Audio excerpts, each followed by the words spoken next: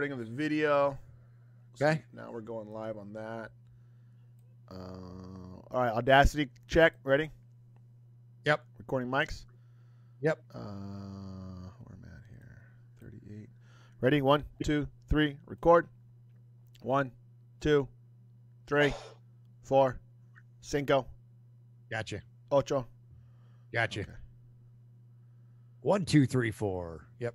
Check. All right, go. Raiders! It's Raiders Fan Radio, a podcast by Raiders fans for Raiders fans who are the only fans that matter. That's right, Murph and Sonny from the Dago Dungeon. You got it right here, live.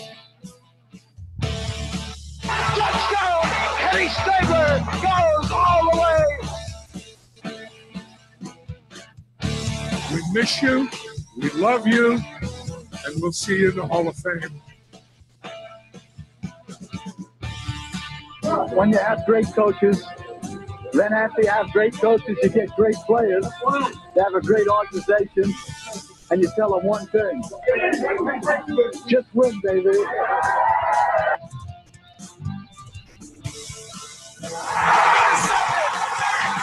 Touchdown!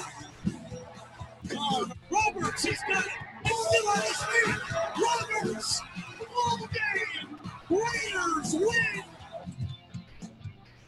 Well, I love this team. I think this team can win. I think this team can win.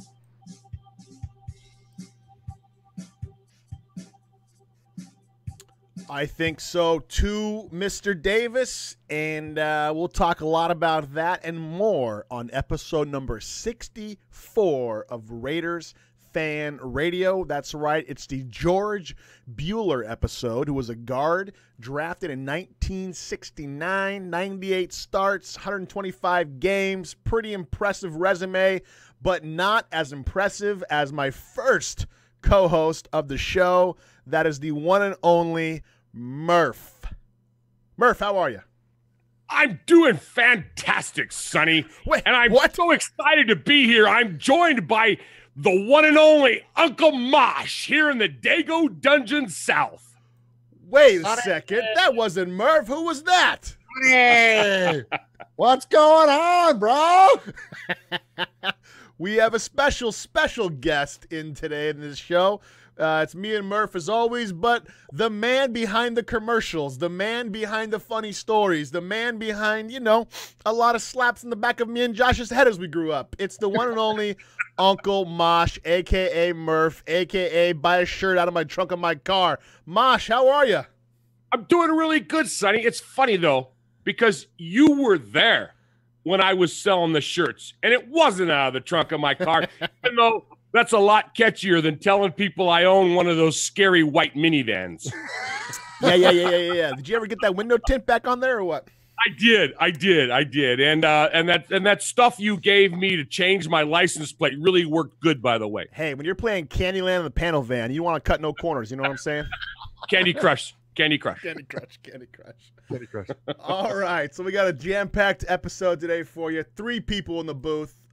We might talk about the Raiders. We might go on some rambling. Who knows what's going to happen when you got 3 Saltlamakia, well, 2 Saltlamakias and 1 Murph in the episode. All right, so we got a lot of things to talk about.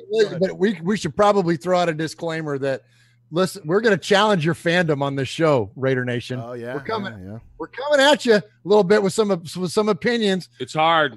It's tough, right? We're going to come at you a little bit, so be ready. I think you'll find this episode of Raiders Fan Radio pretty interesting. Well, I think what we're doing, Murph, is we're gonna separate the Raiders fans and then people who are fans of being a Raiders fan, if that makes any sense. We'll break that down for you a little later in the show. Also today we're going to talk about Derek Carr in the Pro Bowl, recent interview with Derek Carr and Vic Tafur from theathletic.com. Stephen Michaels wrote an article talking about all sorts of problems the Raiders had in 2017. We don't want to get too much in the weeds on that. We don't want to keep beating the dead horse. There's a couple things in there we want to point out. Also, Murph's favorite topic outside of the Raiders is Tom Brady, and we want to touch a little bit On what? Wait, no. Aaron Rodgers is my favorite. Yeah, Aaron Rodgers. Shortly followed by Brady. Tom Brady. Brady's your side hoe, essentially. Let me tell you, son, you don't know this yet, but so Murph had down here, all across the nation, there's a little bit of ailment with the flu. My wife, my lovely wife of nearly 20 years, is I just refer to her as the witch doctor. She does essential oils, right? So there was a member of Murph's family was feeling a little ill, and they called the witch doctor. I wish we had a music cue right there. Yeah.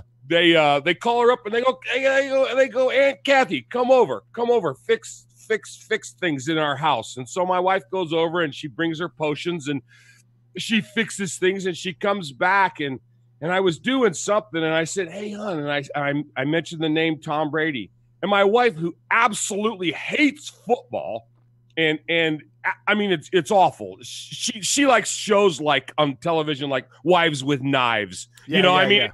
It's kind of scary. She goes, oh, Josh has a man crush on Tom Brady.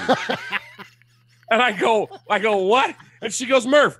She goes, Murph has a man crush on Tom Brady. And I go, what do you mean he has a man crush? She goes, I don't know. That's just what his wife said. I go, are you really trying to talk football with me right now, hon? And she's like, well, I'm just repeating what I heard. And I said, okay. That's good. Thank you. Hey, it's not good when it comes from the wife either, Because as a Raider fan, right, we're not supposed to like Tom Brady, right? No, you're supposed to hate him with all sorts of vitriol. Everything. That's right. Yeah. But we'll get into plenty of that. We'll talk about that. We'll talk about Brady. There's a lot of comparison right now between Brady and Jordan. Can you even compare two different sports? And we'll tie that into the Raiders as well, if you're still listening, because we've just committed blasphemy, if you will. We have a great Raiders family story from Wyoming Raider. If you haven't been listening, we've been asking people to call in to the number, which is 909-345-3346. Again, that's 909-345-3346. Share with us a Raider family memory, something you remember maybe growing up as a kid with your dad. Maybe you're a dad and with your son. And if you are a female Raiders fan, I'm not saying there's not, but maybe you don't listen to the show. Share a story, something sentimental, if you will. We'll also touch on, which I think is just a really big, stupid rumor about the Raiders being forced to sign Kaepernick because they were found not guilty in violating the Rooney Rule. And then Murph has a black hole on Marquette King and the Globetrotters and all that kind of fun stuff. All right. What? Wasn't that it or no? I was going to go at all. No, never mind. Murph has a black hole. And we're also talking about Marquette King and the Globetrotters. Yeah. Okay, yeah, something like that. All right, but before we further travel down this road of the podcast, Uncle Mosh, where can people find out more information about our show? Hey, boys and girls, this is Uncle Mosh. That's right. Somebody actually claims Sonny and Murph. These two. Check them out on their website, RaidersFanRadio.com. You can friend them on Facebook at Raiders Fan Radio, or you can like their fan page at Raiders Fan Radio Podcast. Hey, I don't tweet. I don't even know how to use a Twitter, but they do. You can tweet them at Raiders Fan Radio. Call them. Leave a voicemail if you want. Go old school. 909-345-3346. That's 909-345-3346. Hey, do this. Please subscribe and rate Raiders Fan Radio on iTunes. You can listen to the show on all podcast services like Stitcher, TuneIn, Podcast Addict, and many, many more. Okay, am I done? Did I say all the stuff I was supposed to say? All right, I'm out of here. Murph, we tricked him. We tricked him there. He didn't know we had the music ready. He was going to go off and just say where they can find out more information about our show live. He was lip syncing the whole way through. Yeah. That was good. I was like, when do I get to say twit? That's my favorite line. I love that line. Twitter, Matt. Twitter, Matt. That's good stuff. It's like Bill Belichick, right? Snap face and stuff like that. Yeah. It's the face. Oh, It's the face. I like that. Well, hey, Sonny, weren't you the one that coined the term interwebs? No, I stole it from my friend Sean, but I will take credit for it. Yeah, because when you guys first started this back before you, back when you used to be Meep. You used to say interwebs all the time. I can't say who you used to be, right? Yeah. Disclaimer. Yeah, don't say that. Oh, yeah. Yeah. No, that was me adding in a beep. Okay. Yeah. We call that the Elway beat.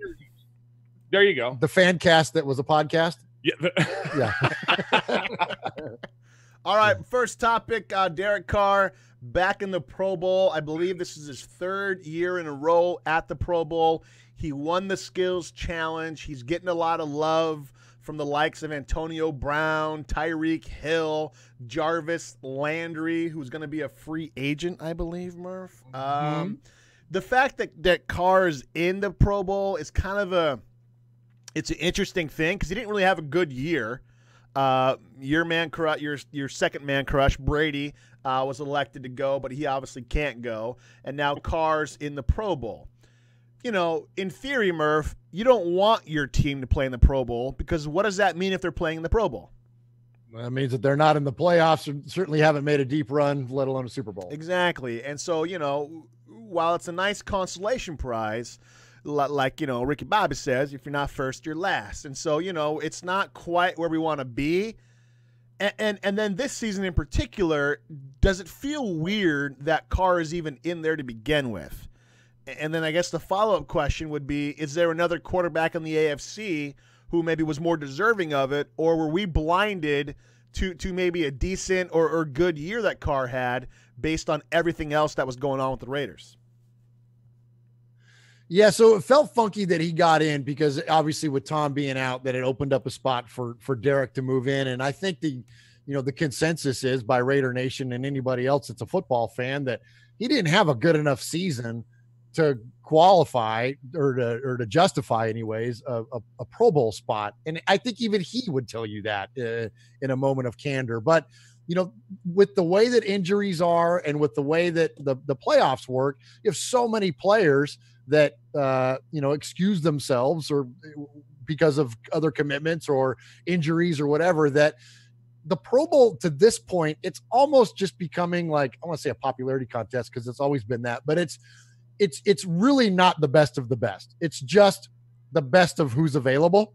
And so when you look at Derek Carr, was he the best of who was available? Yeah, sure. Absolutely. So, I mean, and it clearly his talent is there. And you look at what he did in the skills competition and dominating the skills competition and just, he edged out Jared Goff, I think, by a couple of points. Yeah. I wouldn't say dominate, but he won. You know, then he set a record though for the most ever. Yeah. But Goff was 2 points behind him. But yeah, he did. All right, but okay, so dominated as far as the history of the event goes. Sure, just ahead of the guy that was playing with him. So you could say that Goff was dominating it as well. But the thing was cool is that he was hitting all those 4-point targets. Yeah, right off the bat too. That was nice. Yeah, so that was pretty cool. So I don't know. I think at first I was a little like, but then after seeing not only what he did, his performance in the skills competition, but also I don't think he took it as, the guy's humble as it is anyways. So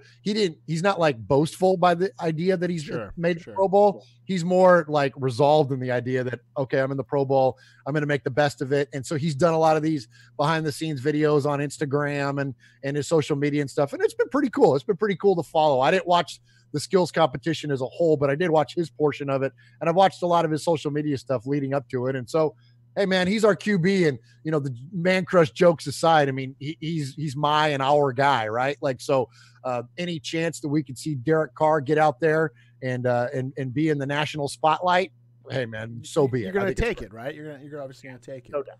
Yeah. So Derek, I'm reminded of the old SNL skit, the Bears. So who would be the only quarterback that could play in the Pro Bowl and the Super Bowl? Derek Carr. Yeah, right. We'd claim it week to week. Absolutely. Only guy who can do both. Brady, Carr, Roethlisberger all got in. Obviously, Brady couldn't go because he's in the Super Bowl. But when you look at the statistical category, you know who the number 2, essentially in yards wise, I guess you could say, not so much rating, but the number 2 quarterback this year in the AFC was Phillip Rivers. 4,500 yards, 28 touchdowns, and 10 interceptions. 96 overall rating. Carr is down there at 6th with 3,400 yards, 22 touchdowns, and 13 interceptions, 86.4 rating overall. So I guess you could ask, why isn't Phillip Rivers in the Pro Because he's Bowl? got to babysit. The guy's got 18 kids. That he knows of. Yeah. Jeez, well, I can't believe you got through that entire article reading that much about Phillip Rivers. Good for you. You're a third category here. You're a fan of the game. Oh, we'll get into that in a bit. So the other cool thing though about the Pro Bowl is remember a couple years ago, Carr was there. He had that rollout to the right. It kind of rolled up on one foot through a 50-yard dime. I think it was to T.Y. Hilton in the end zone, right? In the back of the end zone, man. That was beautiful. Yeah, and so now there's video coming out. He threw a 70-yard bomb to Antonio Brown, and you got guys speaking really highly of Carr. You got Jarvis Landry, Antonio Brown, and also Tyreek Hill speaking really highly of one Derek Carr. That said.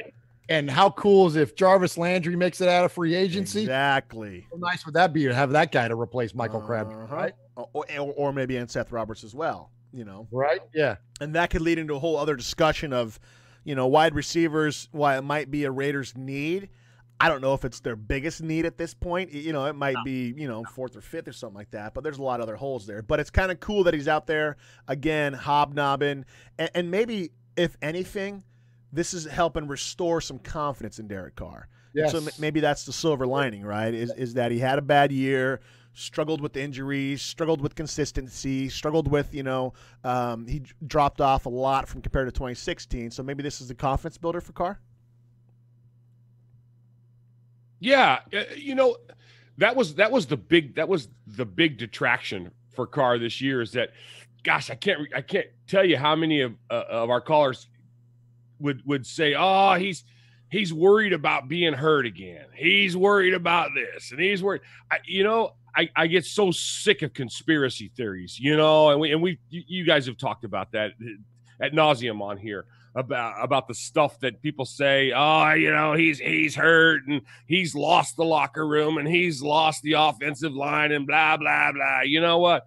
I'm telling you, when push comes to shove, his performance is what's gonna tell. The cream's gonna rise to the top. You know what I mean? When you're performing the way he performs, that's what we want to see, and that's what's gonna be bottom line. That's what it's gonna show. What he does is what people are gonna remember, not all this other stuff that they talk about. This, I hate to use the phrase, the fake news, but the made up stuff that people are saying. There's only 2 teams left, right? And they all got that junk. So, whatever. I get sick of it. And really, it comes down to how you handle the junk, right, Uncle Mosh? Exactly. You either ignore it or you talk about it. It's kind of like when you guys used to say early on, we're not going to talk about moving out of Oakland. During the season. Just during the season. 48 minutes and 376,000 words later. I'm glad we didn't talk about that. For the 9th show in a row. In the off season. Yeah. It was all off season. Well, so I mean, we can talk about Vegas now, right? Yeah. But you make a great point, Uncle Mark, in that there are teams who handle the adversity and the noise really well, and there are teams who don't. And we can, Brady has this thing called Tom versus Time now on Facebook Watch. So I checked it out, and in there he talks about how he takes notes from the meetings with Belichick. And one of the things Belichick always states about the Super Bowl is there's a whole lot of extra noise that means nothing about the game. And you got to think that's been preached to them over and over and over again. But this year when the Raiders had some adversity, they didn't handle it very well. And maybe that was because of Meathead Del Rio. Maybe that was because of players in the locker room. Who knows? But the Raiders, for whatever reason, weren't able to overcome that adversity this year. You're right, Sonny. But the problem is, having been a coach and a teacher and a leader in different things or one thing or another, bottom is the top. it all trickles down from your leadership. And we never knew which Del Rio was going to show up. Is it going to be the Del Rio that throws our guys under the bus? Or is it going to be the guy that takes the Carr line and says, it's on me? We never knew which one was going to show up. And that's the hard part, where I know it's Brady Love Fest here on Raiders Fan Radio, but his boss, Belichick, is the same. He's consistent. I used to have an old boss that said that would say, hey, I'm an a-hole, but I'm a consistent a-hole. I'm always an a-hole. You're going to know it going in and coming out. And you had to respect that, But I think that was our problem with JDR, is that we never knew who was going to show up. And even if your boss is an a-hole, that helps you do your job better because you know what he expects. Exactly. And you know how he's going to treat you, being an a-hole or not. One thing that was referenced this week in theathletic.com by Vic Tafer, he sat down with Derek and they talked about, Vic asked him, I know you always want to come back and play as fast as you can, but was there a point where you questioned if you had come back too soon this time? They're referencing the back injury after week 4 against the Broncos. And Carr essentially said, if they had just told me from the beginning, we're not letting you play, that would have been cool. I could have had the whole week off, because it turns out he had 3 broken bones in his back. It wasn't back spasms, as Del Rio alluded to in the interview. It was actually 3 broken bones in his back. And so Murph, now that the season's over, we're starting to see these articles come out. We're starting to hear things that aren't really, throwing Del Rio under the bus, but they're kind of alluding to what we've all known, is there was just problems throughout the locker room and many different instances of problems. We've suspected that there was a chemistry issue with this team for a lot of last year, right? Like, we knew there was something going on. What the details were, we didn't know, but we know it started roughly around the 3rd week of the season in the Washington game after that unexpected blowout. And then things kind of went downhill from there. And there was some different peaks in there, the Kansas City game and whatnot. But for the most part, it was a downhill slide from that game going forward. And one of the things that we noticed was not only the overall chemistry of the team, but Derek Carr's demeanor as a whole, and his overall disposition as a whole was much different. When we look at the Derek Carr of 2016, he's more like Brett Favre, which is why he wears number 4, right? That's his guy. Yeah. Is that he's pumping his fist. He's doing that Raider Bear thing that he does, where he's Raider Bear, but he's doing that thing that he does. You know what I mean? Like, he was very excitable. He was fired up. He was firing the team up. Just, he was a different looking individual body language wise in 16 than he was in 17. And we didn't know exactly why everything changed so dramatically in such a short period of time. Now we see in this Pro Bowl skills competition, we see that Derek Carr again. He's loose. Yeah. He's fun. He's cutting up with the guys. Like he's back to that. Well, what changed? So in between there, what was the difference? Was the injury a big deal? Like, what, him being forced back into action? You know what it's like when you're hurt, when you're in pain, man, you don't feel right. You don't perform the same way that you normally would. And especially if it was thrust upon him here. So he's not the kind of guy that's going to complain. He's not the kind of guy that's going to be like, oh, I'm hurt too bad, I need to stay out. No, if the coaches say you need to go, he's going to go. And obviously it affected him mentally. What do you think, Mosh? Well, the mental aspect is so much of it. Yep. You have so many.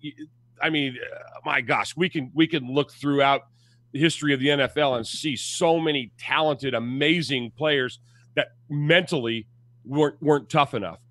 And again, part of it, let's look at the timeline. Okay. So Del Rio's gone.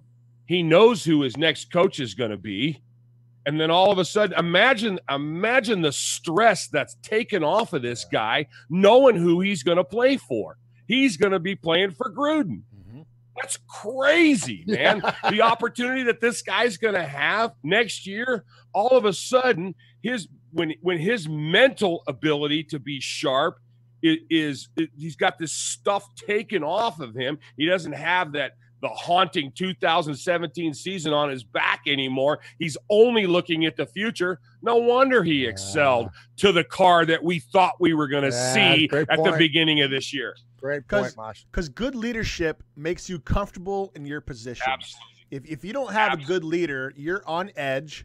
You don't know if you're going to be judged. You're not free to do your job. Whether he's an a-hole or whether he's a nice guy, if you don't know what to expect, then you are always operating under the thought of, I don't know if I'm comfortable. I don't have a job next week. Or I don't know what's going to happen. And now that Gruden is back, there was a lot of talk about Derek's too soft for Gruden. Gruden's going to cuss and hurt Derek's feelings. Like, you don't get to the NFL as a quarterback without being able to handle tough coaching, right? Like, I had a 7th grade coach in Pop Warner football who dropped more F-bombs in that 6-month period than I've ever heard for the rest of my life, right? And that was in 7th grade. And so, this guy's playing football his whole entire life.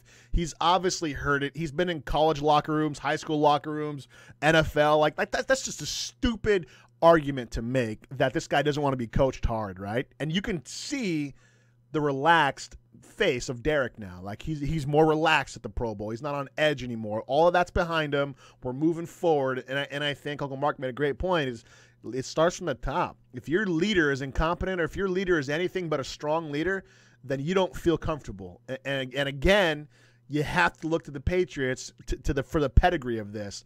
Belichick is an a-hole. We all know it, but he's consistent and he's smart and he knows what he's doing, and that makes everybody in that locker room comfortable enough to play. And if you don't play, he'll cut you. But at least you know that going into it, right? It's either play or you're gone, a.k.a. Wes Welker dropping the pass, Giselle getting pissed, and then he was gone.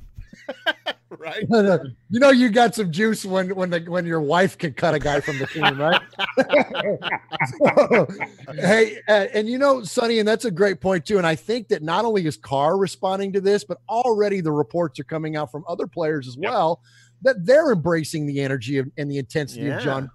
We've heard from Kelechi Osemele already this week. We've heard from Rodney Hudson. Who else? There was somebody else I thought that came out too. But like these guys are like, yeah, bring on Gruden, bring on the challenge. Jerry Rice. He said he wanted to come back and play. Yeah, Jerry Rice wants to come back and play. Nice. He says he has 80 catches left. Yeah. You guys are the same age, Mosh. Maybe you could block for him. Oh, nice. That means I better start bulking up. I got to go. I got to hit the ravioli bar. Hey, I got to tell you though, I appreciate Carr. We're on the same wavelength spiritually. I mean, I love the guy. I'm excited that you guys have kids that you can say this is the kind of man that I want you to be and everything. But I promise you, he's used bad words. Shucky darn doodles. You know what I mean? He's heard them. God, he's heard it. Maybe he doesn't want to. Maybe he doesn't aspire to be the kind of guy that curses and cusses and goes crazy. But and he would probably rather not hear him. But I tell you what, those guys don't on the offensive line when they miss a block, they don't say, "Oh shucks, Derek, sorry about that, pal." There's language going around him. It's the NFL, boys. Yeah. Okay, so don't tell me that Jack Del Rio didn't curb his tongue and tell everybody, "Hey, Derek's on the field. Let's tone it down a little bit." Right? Yeah. That doesn't happen, fellas. Yeah. It doesn't happen. No, it's kind of like our show. It's kind of like ours. Well, it reminds me of turn off the mics and we're all help me. Who was the guy that told the Raiders they couldn't sit on their helmets back in the late 70s, early 80s? He came in and tried to change our culture. Told them they couldn't do things like was it after Flores in the 80s? Yes. Oh no, it was Shanahan. It was Shanahan. Oh yeah. Red face. It was Meister face. Change the culture of the team. You can't do that. You can't do that. That may work with the 49ers. Sorry. Come on, we're not gonna say that, boys. No more hot dogs after the game. It'll now be kale chips and avocado spreads. Yeah. So here's another thing that came out. Stephen Michaels, he he's kind of a fun guy. He doesn't take himself too seriously. We don't take ourselves too seriously either, so we can respect that. He does a website called TheRaidersDaily.com. He's all over Twitter, Facebook, YouTube. He wrote an article this week. There's some grammatical errors, but it was cool. Are you trying to say that he might have knocked that thing out from the John? That's what you it was get probably a long John visit because it's a long article. So, he's pushing 20 minutes easily on there. Well, that's almost half of what you do. So yeah, we got to let it simmer. So, so he wrote an article and he talked about this. Got the cheese out of your diet, pal. You got to watch it, son. You're going to end up with a pink sock hanging out of your cooler.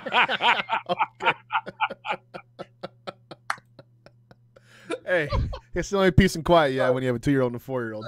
Hey, so you got time for a quick gross story? Yeah. Okay, you know on our web. Oh, this is terrible. I'm not going to tell you who it is.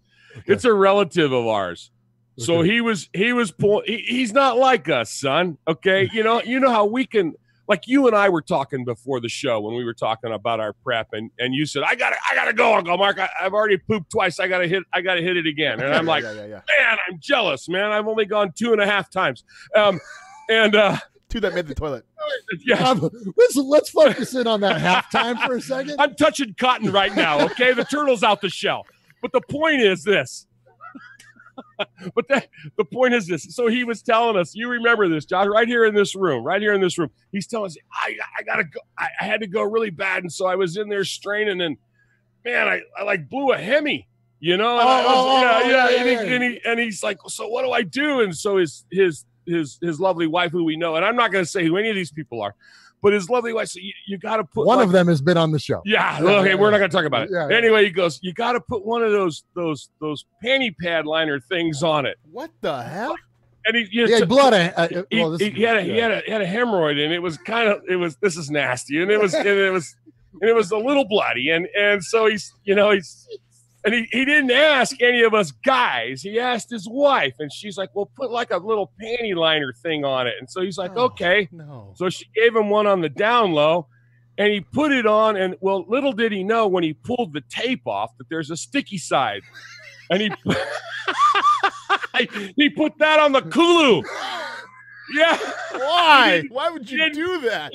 Yeah. And I go, so what hurt more, the Hemi or removing the pad? He got a Brazilian wax. He got a Brazilian wax on his black hole. It was awful. So Stephen Michaels wrote this article. This is why we do Uncle Mark once a year. Hey, I never said Greg's name. Oh! A resident T-shirt model. Yeah. No wonder all the T-shirt shots are from the waist up. Oh my goodness! So Stephen Michael writes this article from probably getting a pink sock there, and he talked about a faction of Raiders that essentially made all of the decisions. And it was Del Rio, Downing, Carr, and Cooper, and how it was this nice little Christian circle, and Khalil Mack used to be a part of that, but fell out of favor midway through the season. And then Raiders went on to lose game after game. After week 6, Crabtree stands up and finally says something in front of the team. Didn't understand why he wasn't getting the ball. Derek Carr doesn't say anything. And Del Rio yells at Crabtree in front of the whole team, saying maybe if you'd catch the ball, you'd get more balls thrown your way. And so, little things like this, Steven's referencing, Lynch coming in with his film crew like week 13 or something like that. Del Rio tells him to get out, causes issues. Lynch sleeping during another meeting and stuff like that. The Lynch thing with Peters. Lynch didn't know the plays or the blocking scheme, so he had to have a private meeting with Tice after week 4. The whole concept of the black O-line wanted the white quarterback injured. He says it's false. But, all of this stuff, he just essentially reiterates everything we've all been saying. There were just so many issues in the locker room, and you got to think Del Rio was just kind of a meathead, you know. Middlecoff and them said that on their podcast, and I got to agree. Del Rio was just a tough linebacker meathead that maybe lacked the leadership potential. You know, he hadn't watched enough Simon Sinek videos on YouTube yet to understand leadership principles. Where Gruden is a coach, and we know he's a coach. We know he demands respect, and he's smart, and he's knowledgeable about the game. And you got to think all this stuff is put to bed if Gruden is around, right? I couldn't agree more. And I think that we're going to get a lot of stories. We're going to get a lot of speculation coming out of what happened this year. And look, we're going to focus on going forward, right? We're going to focus on the future. We're not going to focus on the past because the Raiders aren't going to focus on the past anymore. So, we don't want to beat up on all these little stories because you're going to get a bunch of stuff that's going to come out. Exactly. We're not going to know what's true. We're not going to know what's false. We're going to know what's speculation, whatever. But this we know. It went funky. The chemistry was off. It was clear that it was off.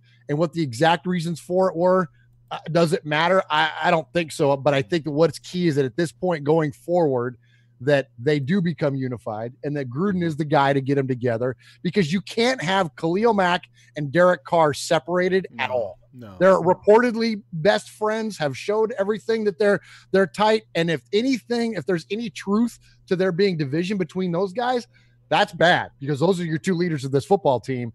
And so they've got to be on the same page. Granted, they don't play the same side of the ball, but that doesn't matter. From a representation standpoint of the Raiders organization, those guys got to be on the same page. So hopefully that will get squashed. And here's the thing about Gruden too, is that there's no room for that stuff with Gruden. Man, just like there's no room for it with Belichick. There's no room for it with Mike Tomlin. There's no room for it for a lot of the premier coaches in the league. There's no room for this kind of stuff. That stuff gets squashed like that because it's all about winning. It's all about W's. It's all about performance on the field. None of the other stuff matters. He'll let those guys have some freedom to them. He'll let them have the ability to express themselves or whatever it is. And whether that be through their faith or their social medias and all that, Gruden will give them room to do all that. But the second that any of that stuff interferes with the success of the football team, then it's got to take it back. Let me ask you a question then. Has Gruden already slipped up? Because Bruce Irvin is pretty vocal on Twitter. I don't know, maybe during the season not so much.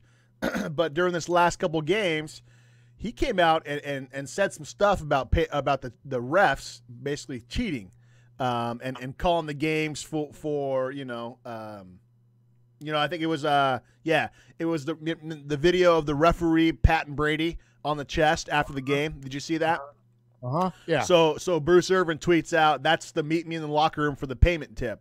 You think that flies with Gruden? You think that's okay, or do you think Gruden's going to be like, "Hey man, knock that crap off," or what do you think about that? You're only going to find this stuff coming out of the locker rooms of teams that are struggling. Okay. And let me give you an example. Hey, throw me the ball. Yeah, I would if you caught it more. Okay. You're going to say that to somebody. And I promise you, if your team is winning and you say that, it's going to get a chuckle. Nobody's going to write about it. You say that in a locker room of a team that's taking a nosedive, everybody's going to go, ooh, we don't, you know what I mean? Yeah, we don't know. There, yeah. We don't know the spirit of how that was said. But if you add that up with everything else, then little innocuous comments like that could be fun, or could be whoever, or it could be maybe a little bit of a shot, but they get blown up into, or they get blown completely out of proportion.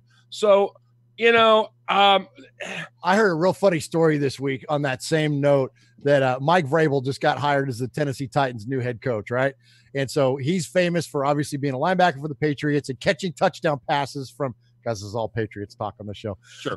He's famous for catching touchdowns from Brady, right? Like a guy's got like 12 receptions, all touchdowns throughout his career, right? So at one point he was telling a story in his press conference about being a Patriot. And Vrabel says that at one point during practice, he gets open in the back of the end zone and he's going, Tom. And Brady didn't throw him the ball. And they get back into the huddle and he goes, listen, MF, you call my name again, I will never throw you the ball ever again. Right. But that's funny, right? Because they win all the time. Right. So to your point, if the Patriots were 4-12 every year, now all of a sudden that comment, that language, that's headlines. That's headlines. It's a problem. There's dysfunction. There's chemistry issues. But no, they're yucking it up because the guy's playing in his 8th Super Bowl. Right. All right, Murph. Let's that's a good point. Let's get out real quick, and we'll come back and we'll hear a nice, wholehearted, non-poop related family Raider story. Hey, so this is Uncle Mosh, and apparently all you got to do to host a podcast is have a microphone, a garage, and a couple of Derek Carr jerseys. These two did it.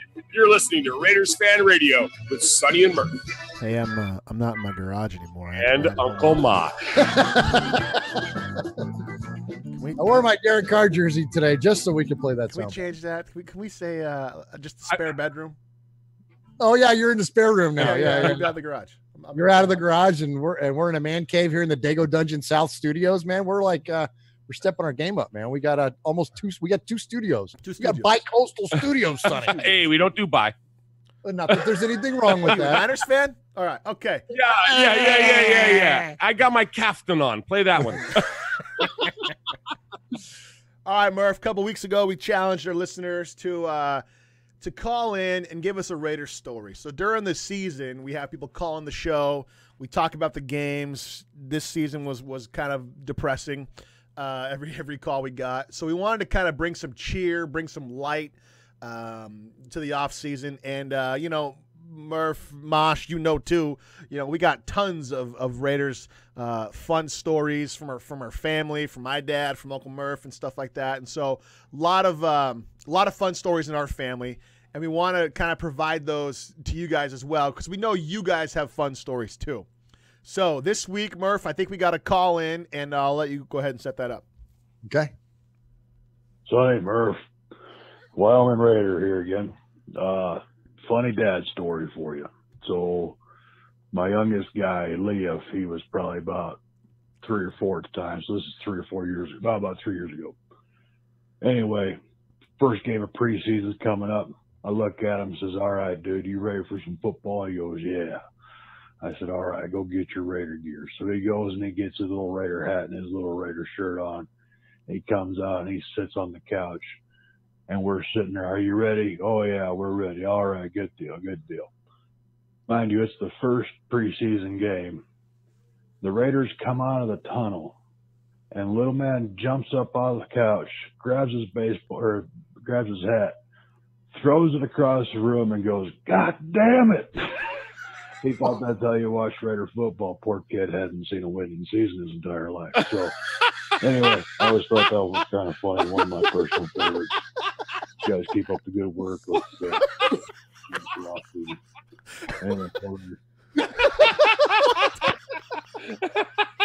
And where did he hear that language? Hey, Wyoming Raider. First of all, Murph, you're supposed to be up there on the beeps. I didn't screen those calls because I wanted to hear him fresh on the show too. Oh my word! Oh man, yeah. So there's no bleeping going on with that one. You're supposed to Elway those out, man. What the heck? Oh my gosh, that's funny. Well, we'll have it bleeped for the podcast. But would you expect anything different from Wyoming Raiders kid based on how he sounds? I wanted him to say, yeah, we're getting ready for some Raider football, and so we finished gutting that deer and we hung up that bear hide, and then we finished off cutting that cleaned off my axe. Yeah, all that before we ate breakfast. It was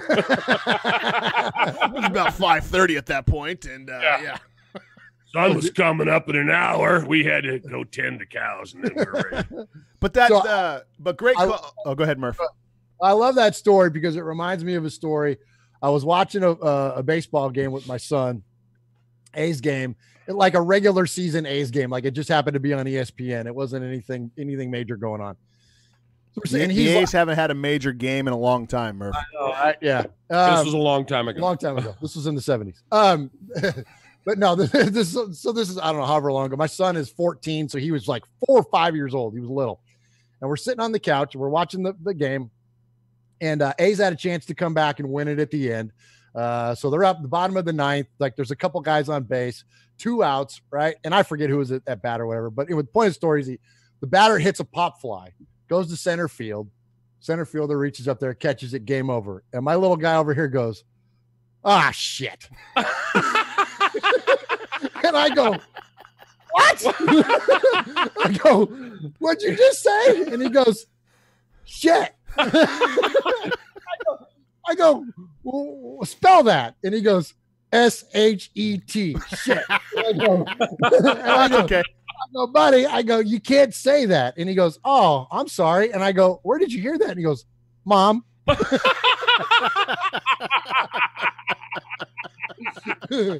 said, "Well, that's a bad word. You're not allowed to say that anymore." And he said, "Okay, I'm sorry, Dad." Parenting is modeling. Parenting is modeling. They're watching us.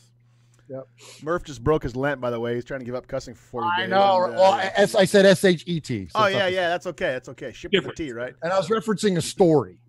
But isn't that, all joking aside, I love that story from Wyoming Raider because that's the epitome of fatherhood in my eyes. It's like you're teaching your son the things you love, the things you're passionate about, and whether it's sports or faith or working or whatever, it's like you get to pass on what either you developed on your own or was passed on to you.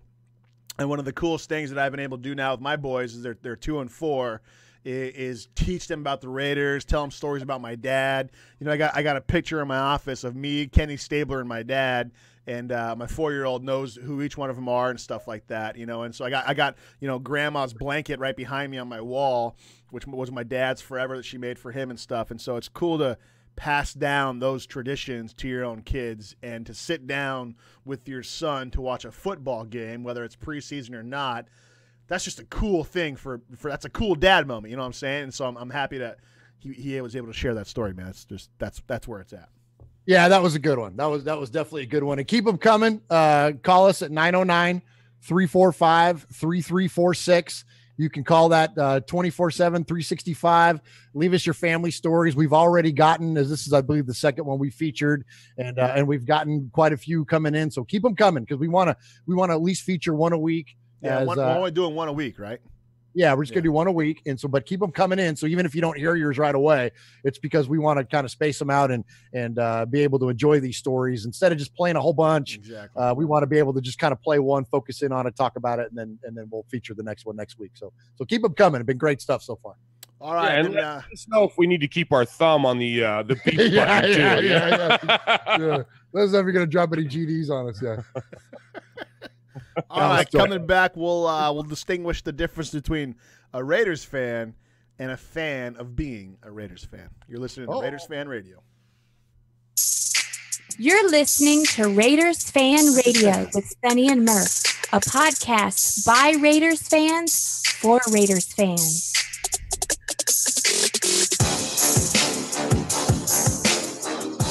All right, Murph, we're going all in. I got the boxing gloves on. Hit the seatbelt. My kids are banging on the door trying to get in the office here. Let's look at the numbers up to this point. Yeah. This is where we lose ratings. Right. This is where you might want to turn it off. If you're a snowflake gangster Raiders fan, you probably want to stop listening right now. All right, Murph. Let's go way back. Okay. 4 years old. I'm 4 years old. I'm sitting on a stool. My dad's on the phone that's still plugged into the wall at the time, and he's talking to the Parks and Rec department about baseball, about me playing baseball. Right, we're at our house down there in Mariposa, California. Both you guys been to it. We're sitting there in the kitchen, and I remember listening to him talking to the director of basically the baseball league, T-ball league essentially, and he's asking how soon his son can play. And I remember him going, 5 years old? And at that point, I'm 4, and I kind of remember going, oh, crap, I can't play until I'm 5. And I remember thinking, like, this is one of my earliest memories. I remember being mad that I couldn't play T-ball yet. And I started crying because I couldn't play. And the whole point of this is I have loved sports ever since I was 4 years old. Like, I've just always been involved in sports. Played soccer and baseball all growing up as a kid. My dad coached our teams. Played football in the 5th grade, then played again in 7th grade, and played in high school and basketball in high school. And outside of, after high school, played in flag football leagues and did turkey bowls. And, like, sports has just always been a huge part of my life. And I love sports. And inside of my sports umbrella, my favorite sports team is the Raiders, right? Like, the Raiders are the, the isolation point of the umbrella of my sports fandom, if you will. But it's under the umbrella of sports. And so I'm a sports fan and I'm a Raiders fan. And what that means is that I understand sports. I get sports. I love the competition aspect of it. I love that there's no victimhood in sports. It's either you win or you lose, period, story over, right? You don't get trophies for second place. You get them for first place, and that's it.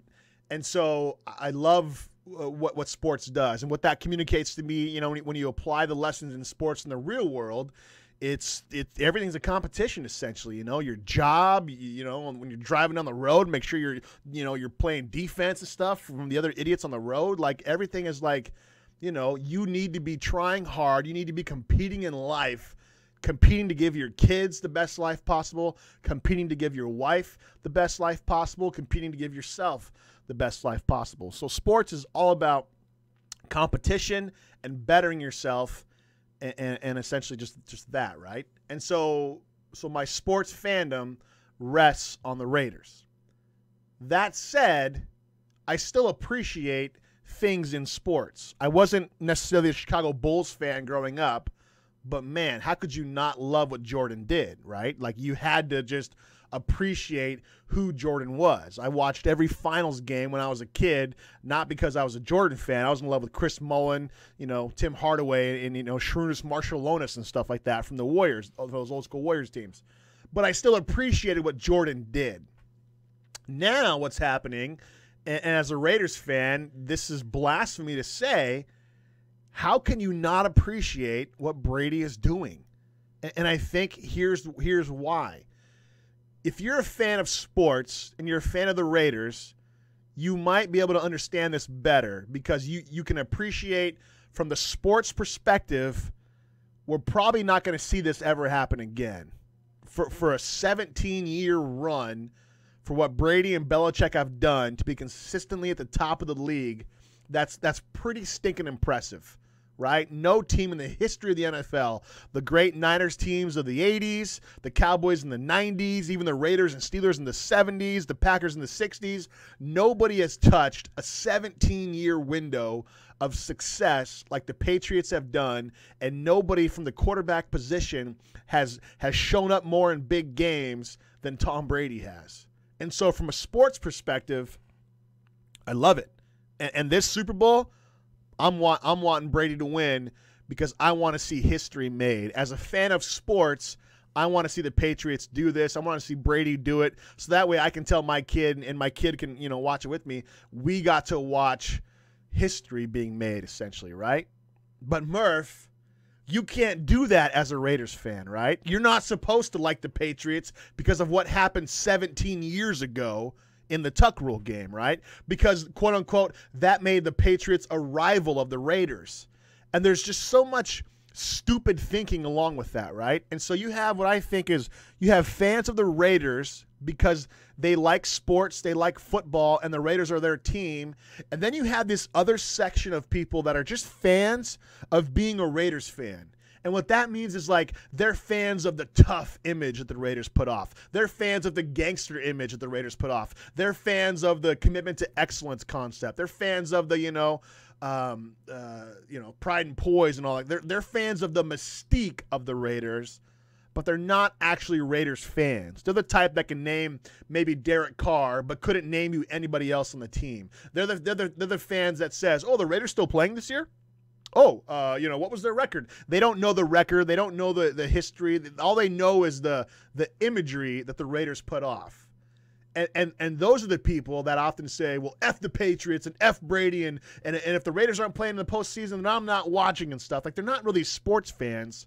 They're just fans of being a Raiders fan, which quite frankly annoy me. It's just a dumb way to think. If you're just affiliating with the concept of something, you're phony. You know what I'm saying? Like I don't know, man. It's just annoying, and it's all over Facebook. It's like we posed a couple questions. Can you be a Raiders fan and root for the Patriots to win, or want to see the Patriots win simply because you want to see history made? And 90% of the responses were, no, F that, you're crazy, you're not a real Raiders fan, who is this guy, blah, blah, blah, blah, blah, and stuff, right? And I even seen you in some arguments about, the Patriots are a Raiders rival. Like, the Patriots aren't a Raiders rival. There's no rivalry there. You have two significant Raiders-Patriots things, right? Matt Millen punching the owner of the Patriots back in, what was that, 85 or 84? Yep.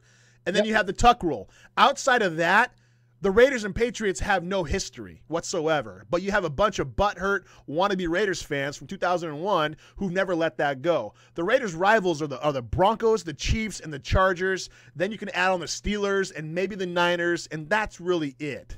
And so there's just a lot of dumb rhetoric going on right now that, quite frankly, is annoying. And, if you're still listening out there and you're vibing with me, great. If I pissed you off, good, because you need to go check your fandom card and ask yourself, what are you really a fan of? Sports and football and the Raiders, or the concept of being a Raiders fan? Okay, I'm done. Well, beautifully said, Sonny. And this is going to be a lot of me agreeing with you, so I'm going to try to keep it without just repeating what you have just said. I will start it with this. I put up a Twitter poll after seeing what you put on Facebook and putting it out there, and the response and the interaction that I started having with people and the way they were responding to you. I put up a Twitter poll, and so we had 58 people vote in our Twitter poll. 88%. Here's what it said. Here's what it read. As a Raider fan, can you root for the Patriots to win the Super Bowl? You will see something you will never see again, done by a player and by an NFL team. Think about watching Jordan and the Bulls in the 98 finals. That was when Jordan won his 6th title in 8 years. Okay. So I wanted to give it a perspective for what we were going to see and what the significance of it was or is, and then use that to contrast with your opinion. 12% of the people answered, yes, they can root for them because it will be historic. 88% said, no way, the Patriots are evil. So here's what my take is from that, is that I agree with everything that you said. And I think what's disappointing is that, like you, I'm a sports fan. I love the Raiders, and everything lands on the Raiders first and foremost for me as a sports fan. But I also love the Oakland A's. I love the Golden State Warriors. I, got into hockey through the Sharks because I lived there. But since I've relocated to Nashville, have become a big Nashville Predators fan over the years. I go to Nashville Sounds games. It doesn't matter what I've coached my kids in wrestling and in football and in baseball, of course. And sports are a part of my life in a way, for many of the reasons that mirror your experiences and your thoughts early on that you stated, is that there are numerous life lessons that come along with being a sports fan and a sports participant. And the man that's sitting across from me is who I learned a ton from, because he's a career coach. Yeah. And so I learned how to coach my kids from him and watching what he does as a coach and is in high school. And so those things. So anyway, so there are so much to sports fandom that goes way beyond a singular moment. So here's what I don't understand is that when you watch Tom Brady, and when you're getting ready to watch Tom Brady do something that only somebody like Michael Jordan did, something like Derek Jeter did, something like Ali did, something like Tiger did, you're talking about a level of dominance in the field of sport that is completely unmatched to the entire history. Why would you rally against that because of one thing that happened to our football team 16 years ago? Look, I don't like the Tuck rule. I hate the Tuck rule. I'm with John Gruden. It's a bunch of BS. It's garbage. It was trash. It kicked off their dynasty. It took away our ability to win the Super Bowl. It led to the dismissal of John Gruden, which hurt our team for numerous years to come. Like, it was not a good thing. I don't embrace any of that by any means, and I rally against it and hate it just as much as anybody does. But I don't hold the guy that was playing quarterback responsible for that. It wasn't his fault. And what has he done since then? It has nothing to do with the Raiders. So your hate for this man and your hate for this team is completely misplaced, because if you want to hate somebody, hate Alex Smith. Hate Phillip Rivers. Where's the memes about Phillip Rivers? Where's the memes about Peyton Manning? That's the guy that used to kick our ass and keep us out of the playoffs every year. You want to get mad at somebody, get mad at those guys. You talked about how the Steelers could be considered a rival. Don't get me started on the Steelers. Right? Because old school Raiders fans hate the Steelers. Don't get me started. But why? Is because the Steelers used to kick the Raiders' ass in the playoffs every year. So that kept the Raiders away from winning. Tom Brady has never kept the Raiders from winning because we've never been good enough to challenge him for anything in the playoffs. So like this idea of that we're a rival of theirs, no, it's a one-sided rivalry. You hate him, he doesn't know you exist. Get over yourself, Raider fan. Good point, Josh. You know, there's a I almost want to say that there's even Sonny, there's even a third option here. Go for it. I mean, we learned from your grandmother. You don't remember this, but your grandmother taught me. She taught your dad. She taught everybody in the family. Grandma was an amazing sports fan. I mean, you probably remember we got the call when Grandma was on her deathbed. Right? God rest her soul. Grandma was on her deathbed. We get the call. Josh and I do out here in California. Your dad and your and your aunt and your other uncle rush to the nursing home where she was at, and they go in there and they say, oh, you know, the hospice call or whatever, and they go in there and Grandma's sitting in a chair and she's watching the World Series, and they go, and she says, who brought the beer? Grandma, and the question was, and I remember your dad saying, Ma, what's the problem here? They told us you were gonna check out. She's like, I didn't want to watch the game by myself. So I think there was a little deal. I think she traded your dad some Marinol for a case of Bud Light. Yeah. I'm not sure. Marinol on the platform. Yeah. But either way, you know what I'm saying? This is our legacy. You know, I remember coming home from a Bay Bombers game, right? It was Grandma Jenny and us four kids, and the Bombers lost, and our your other uncle was upset, and you mean Josh's uncle, right? Yeah, Josh's uncle was upset. Cousin Ryan's dad was upset. Yeah. And I remember my cousin's husband. Yeah, I remember her saying, I don't know what you're whining about. We saw a great game. You know, we saw an absolute fantastic match. So my point is that, you know, you mentioned Jordan, but you're going to get the Colby fans. You're going to get the LeBron fans that absolutely hate Jordan. You're going to get, guys don't remember, but when Mays and Aaron were going back and forth, who was going to be the one to break the Babes record, right? People hated Hank Aaron. You know, there was a lot of other cultural those were stuff, rivalries. But though. those were those were rivalries. But what's happening is that the folks are misplacing the idea of rivalry, a good hatred. I hate the Steelers, the Immaculate Reception. You know, I'll talk bad about Rocky Blyer. This was an American hero, but I'll talk bad about him. You know what I'm saying? I mean, Terry Bradshaw, I watch his show, this stupid show that he's got with Henry Winkler and George Foreman. I watch it every week. He's hilarious. But you talk about Terry Bradshaw as a Steeler, I hate his guts. I want his other tooth knocked out. You know, I mean, I can't stand the guy, but I appreciate him. And I love what he did. You know, so I think maybe there's a third choice. And it's not a bad thing to hate folks. And I think I did a rant about that before the Kansas City game, and I think Vic Rames stole that from me. But anyway, he sure did. This is our show. It's really okay. It's really okay in sports to have that hatred for them. But if you miss the significance of what's happening. I hate Tom. And you, Josh, you said, oh, the tuck roll. What else has he done? Well, there's Deflategate and there's stealing the signals. Oh yeah, because the Raiders never did. Yeah. Let's camp on that and come back to that. Let's come back to that. You're saying that he doesn't get a wash, but yes, you can hate him, but you can't deny the greatness. No. We can't deny LeBron's greatness and Kobe's greatness, and we all have man crushes for Jordan, especially since the underwear commercials. But that's not and there's nothing wrong with that. But you know what I'm saying? Hey, and I will go on record as saying, yeah, I gotta admit, Elway was great. I hate him. Always have hate him. But he's a good quarterback. But he was a good quarterback. Pepe's a Tennessee guy, kind of. You hate him, but appreciate him. Has to buy a car with a sunroof, but hate him. Yeah, absolutely, but appreciate him. Yep. Appreciate the greatness of the athlete. And we can't to say that we don't want to see it.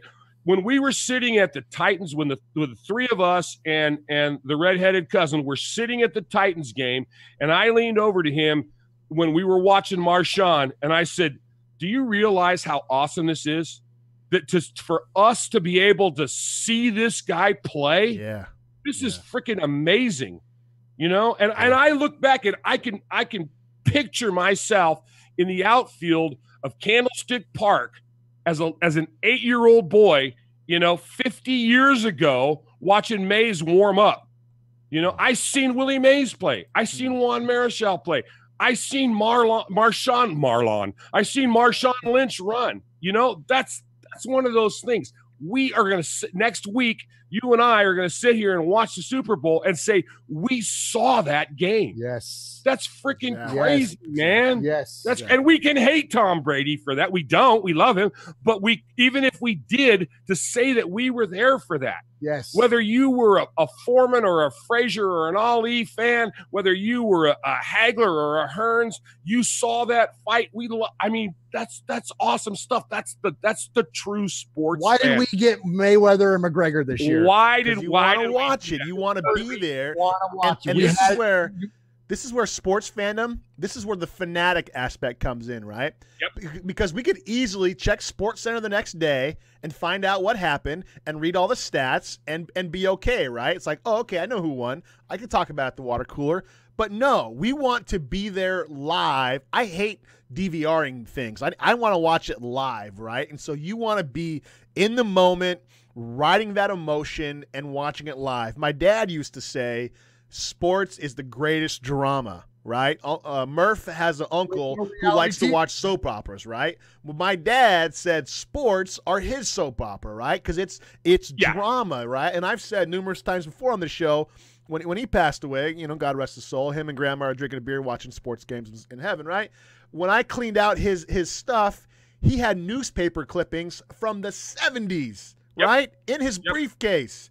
I had to dig around for pictures of me and Jamie growing up as kids, but no, front and center were Kenny Stabler's stats cut out of a newspaper clipping. That's a fanatic. That is a sports fan, right? And it's the real sports fan, the person that's going to want to see the competition. I'll give you another one. Me and Josh, Murph, every year on the 4th of July at noon. Yep.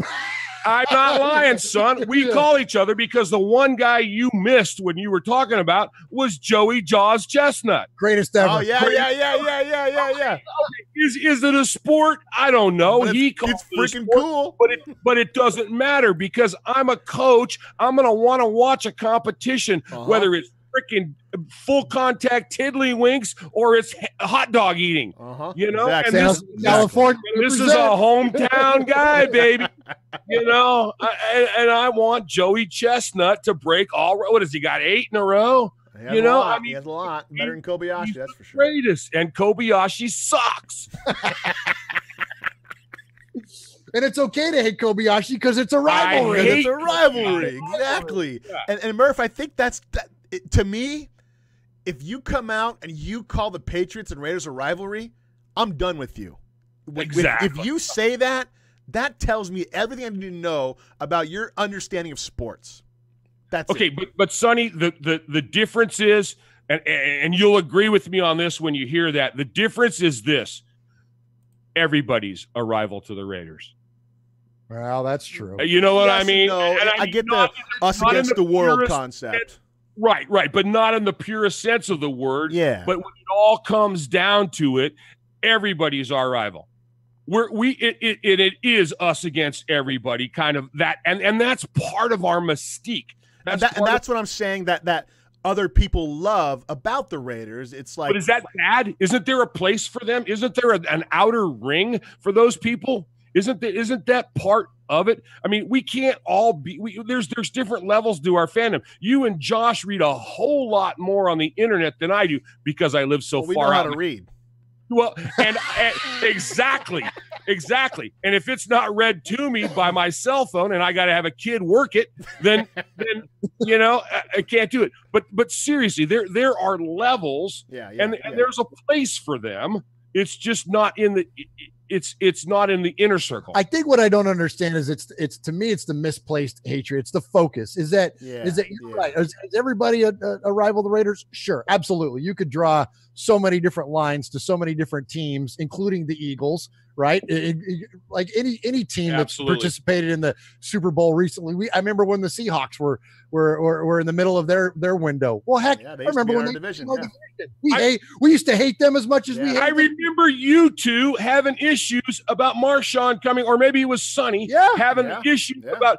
Oh, he shouldn't come to the Raiders. Hey, here's another one for you. Where did Lyle Alzado get famous? Yeah, Denver. In Denver. Yeah, exactly. Yep. So, I mean, you could draw lines back to multiple teams everywhere to be. But what I don't understand is this hatred that permeates all the social media and all the conversation amongst Raider Nation. That's the thing that I don't get. We like to point at people. Raiders like to point at people and go, "I'm a bigger fan than you are." Well, you're not that's a whole Raider other fan. story. But it's true, though. You're right. It's true. You're right. Because right now, I promise you, there's somebody listening to this podcast saying they're not true. They're not real. Yeah. Oh, yeah. They're bandwagon fans or whatever term you want to. I promise you, there's somebody doing that. So we're knocked out of it, and we're not supposed to watch it. Give me a break. That's what I'm saying. Like you're supposed to turn your sports fandom off. Like, no. Yeah, exactly. You can't do that. You can't just not watch it. No, I don't know how not to be a sports fan. What am I supposed to do? Go learn how to crochet? And now listen, and there is Super Bowls that we've watched in the past that we didn't have a dog in the hunt. But at least Janet Jackson showed something during those Super Bowls, that was cool. Yeah. So I guess it comes down to this.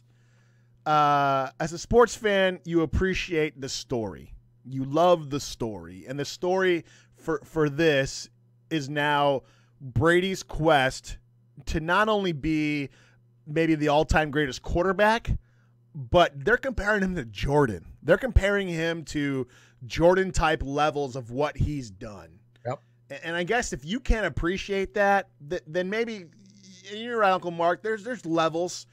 And I'm not saying I'm better than you as a sports fan, but I guess what all this has reemphasized to me is I love sports, period. The Raiders are my number one sports team. Everything is Raiders around my house. But I just love sports. I love the competition, and I love the story because that creates something to talk about with your kids that, teaches them competition, teaches them life isn't fair at times, and there's winners and losers. And in our culture of today of blaming everybody else for your problems, sports to me is always, if you put in the work, you have a chance. You have a chance in the fight. And I guess that's what it comes down to for me. Absolutely. It is. It's the ultimate teacher, and it's just as important to learn how to lose than it is how to win. I tell my little league teams that I've coached numerous times that, you're going to get turned down for a date. You're going to get turned down for a school you want to get into. You're going to get passed over for a job you're trying to get. Whatever. You're going to have to handle defeat all through your life. And so your ability to cope with that, you learn that on the court. You learn that on the field. You learn that on the diamond. You learn that in all of these wonderful places.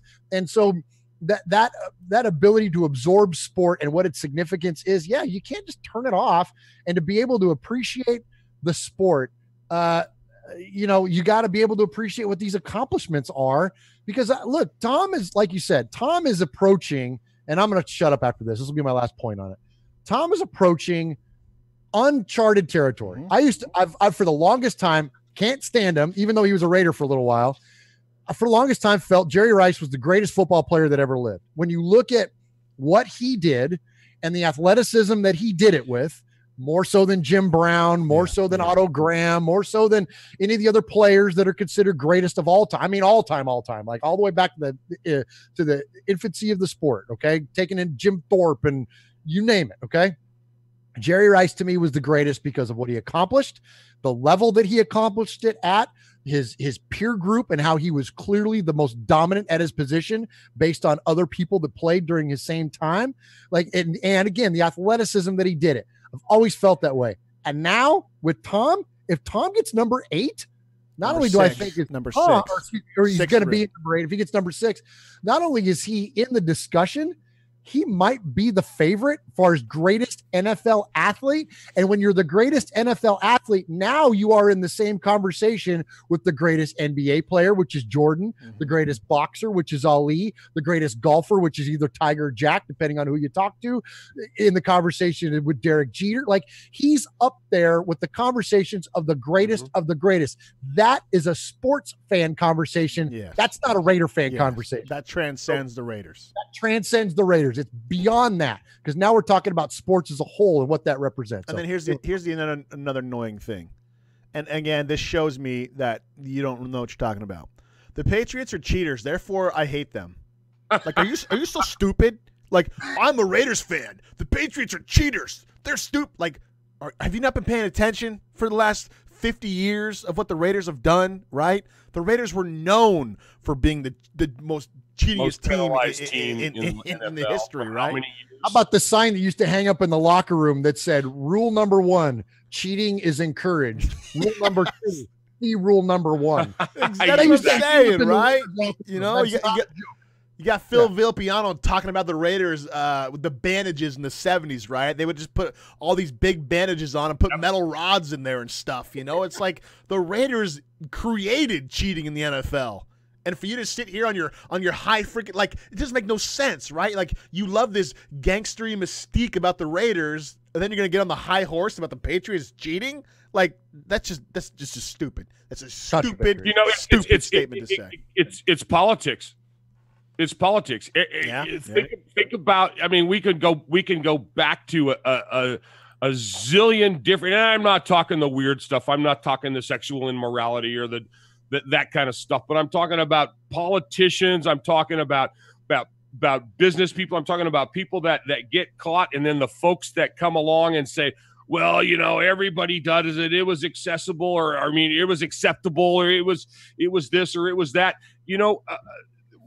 When you look at presidents and you look at people that have been busted for things, oh my goodness, it was the way of the world, okay? And exactly like you said about the Raiders, yeah, we'd like to have it a nice, clean, wonderful sport, and it would like to have it all purity, but it's not.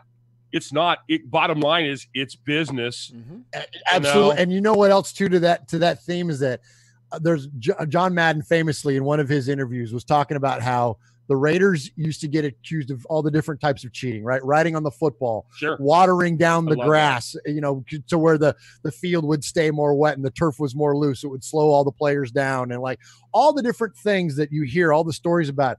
Madden absolutely acknowledges the fact that he never spoke out against people's opinions about the Raiders cheating because he felt it was his advantage if that's what they thought. If that's what you want to think, if you think that things are stacked against you, then go ahead. You go ahead and think that way. You worry about the fact that we might be cheating. That will distract you from what you really need to do. You think Bill Belichick's not smart enough to do that? Come on now. Come on now. This whole concept of cheating is completely reflective of the culture that Al Davis built of our football team in the 70s. So you cannot, I agree with you, Sonny, you cannot use that as a reason to speak out against the Raiders based on, quote, cheating. It's silly. It's ridiculous. So if you're still listening to our show, If you're still a Raiders fan, still listening. Tens of listeners we're going to get back to. Yeah, we're going back to the old days. Went from tens to hundreds to thousands, and now we're back to tens. It's cyclical, just like the Raiders. All right, let's get out and come back and hear from Murph's black hole of the internet. What's wrong with all the reading I've done? I don't see your name up here in these mock drafts. Is there something I'm missing? No, sir. Is there a flaw, a dramatic flaw? No, sir. Yeah, there's two different kinds of perceptions of me. There's one in the media, and then there's one that matters. All right, here we go, Sonny.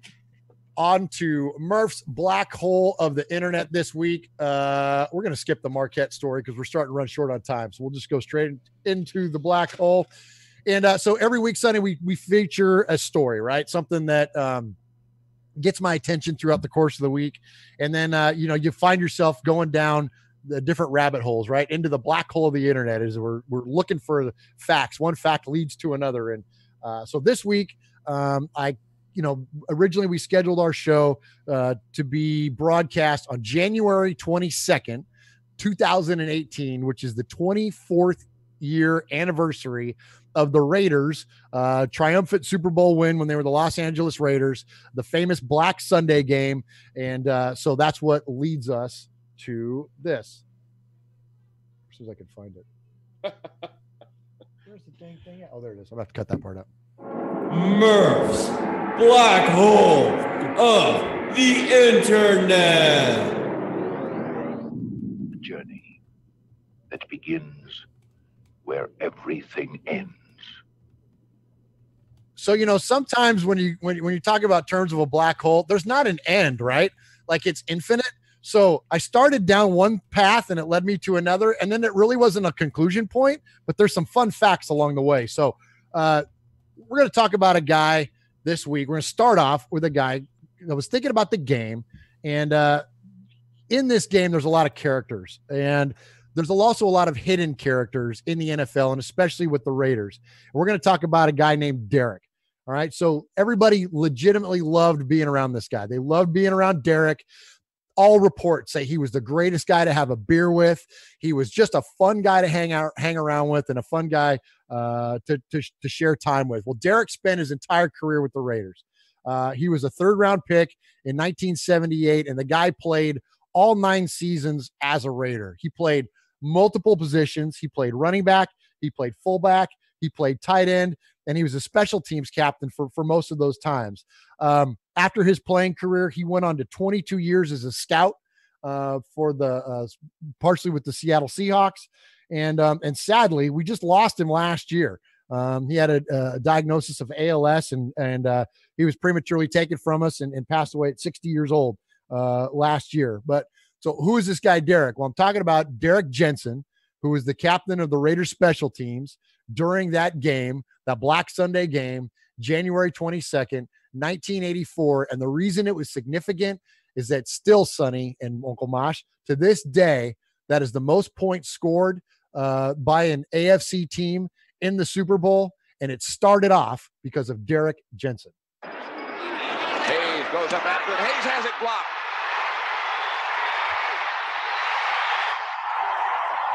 Touchdown Raiders.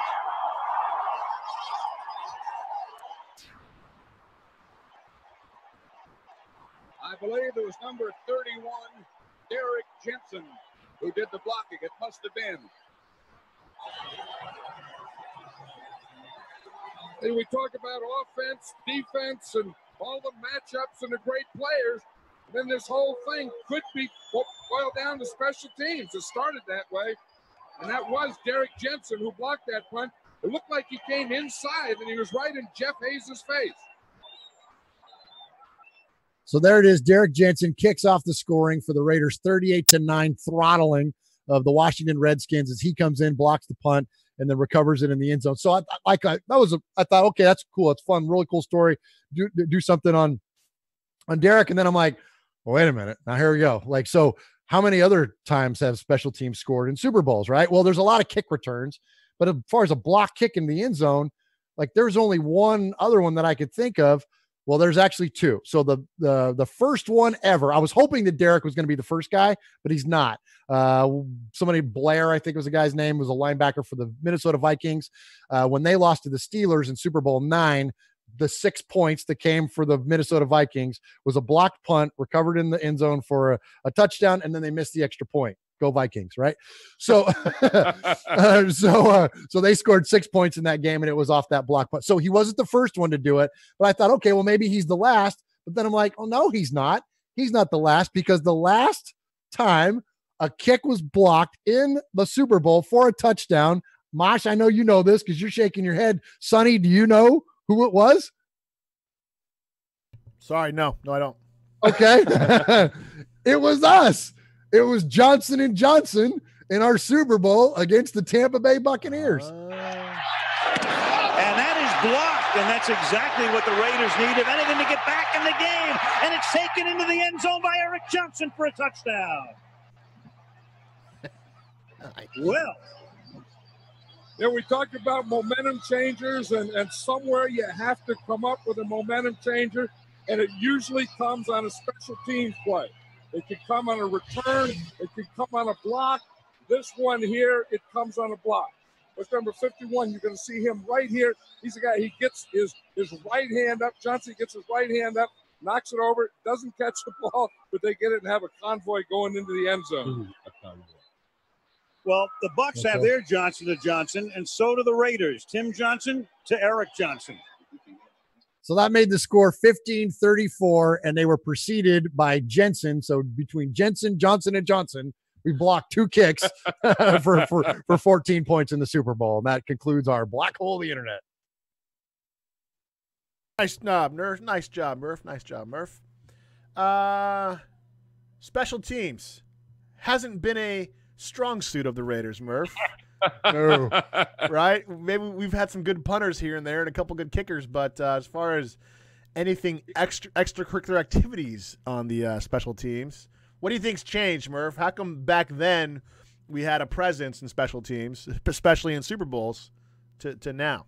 I mean, is it coaching? Is it playing? Is it what? Yeah, I don't know. We just never really have, other than the kicking games, right? We've always been great, but the kick return games, we haven't always been so hot, and even to the point to where Al Davis went and got Desmond Howard.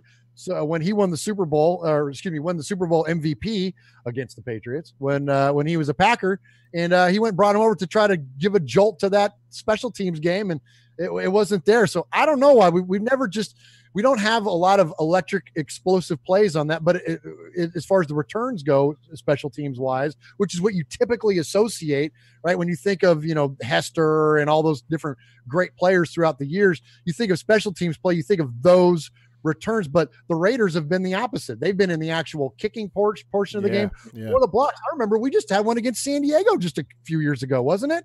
That we blocked one and recovered it in the end zone for a touchdown. So I don't know. I don't know why why it's fallen off so much to this point, but I mean, hopefully with Gruden returning, I mean, that will be something that he'll certainly address. We'll see what our new coach, remember his name? Bisaccia. Bisaccia. Yeah. What he can bring to it. Hey, but when you talk about special teams, though, special teams has always been the redheaded stepchild of football, though. Yeah, it's the riot of football. It always has been, and it's going to take. There was so many other problems that the Raiders needed to address. You know what I'm saying? There was leadership problems on the field. There was leadership problems off the field. There was things that had to happen before you could zero in on special teams. And I think when you get somebody in a position of authority, in a position of like Gruden is, this is the guy that's going to say, if we're going to be competitive in this league, we have to have the total package. Yeah. And they got Cordero Patterson this year. Why is that? Like I said on the last show, we got Cordero Patterson in to one of the most electrifying guys in 2016 as far as returning kicks go, and all we got was Jalen Richard fumbling the football. Well, what the heck, man? Coaching. Hook and ladder. Your favorite place, honey. Don't get me started. And that's where it comes from, though. It trickles down, man. All right, well, let's wrap this up. We're pushing against the clock here.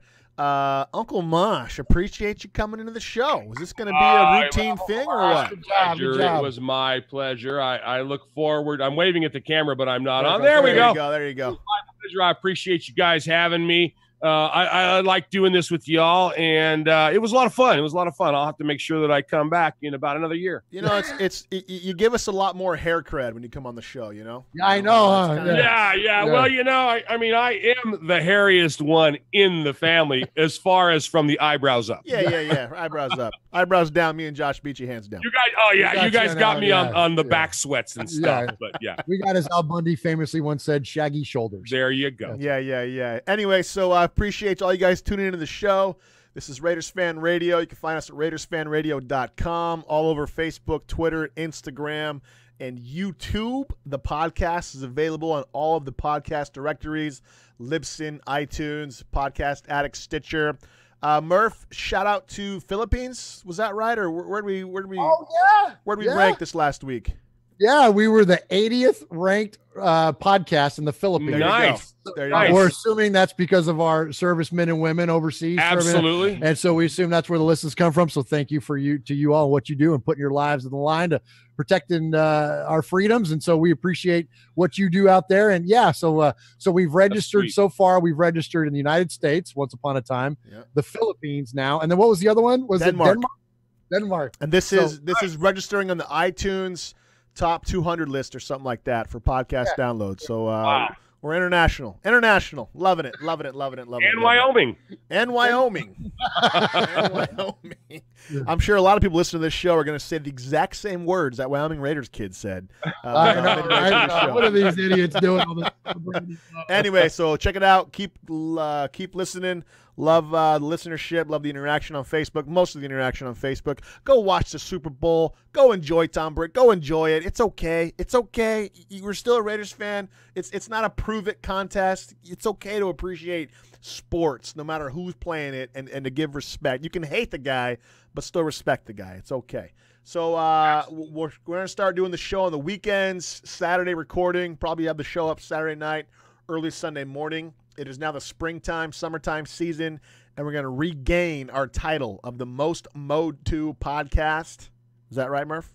That's correct. That's correct. And we're chasing most listened to while painting your house, refinishing your cabinets, and waxing your floors. Washing your cat, I heard. Oh, washing your cat, strong running. I heard that washing your cat. We are up there in the top 150. Is that in the UK?